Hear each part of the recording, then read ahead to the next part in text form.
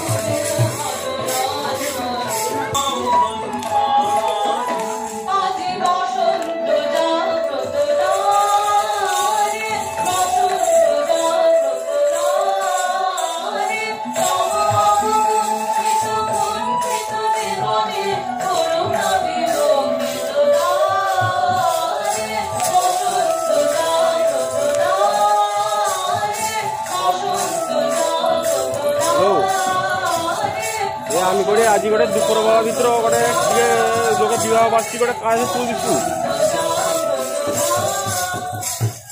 বসন্ত কেন্দ্রিক নাচে গানে মাতোয়ারা হলেন সকলেই।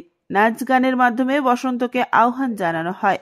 প্রভাত ফেরির শেষে সংস্থার উদ্যোগে নেগুয়া বাজারে মহা ধুমধামে এবং মহা সমারোহে পালিত হয় বসন্ত উৎসব।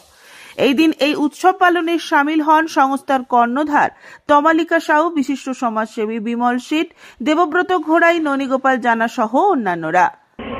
এই প্রকৃতি যে নতুন সাজে সেজে উঠেছে, এই রঙিন আনন্দে আমার নৃত্যমালিকা নাচের স্কুল ছোট্ট করে বসন্ত উৎসবে প্রভাত ফেরির আয়োজন করেছিল।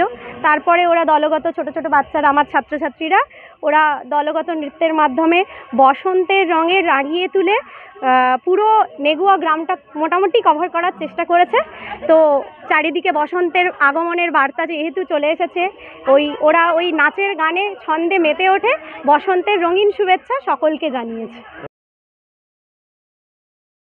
ব্যুরো রিপোর্ট, খবর বিসিবিএস।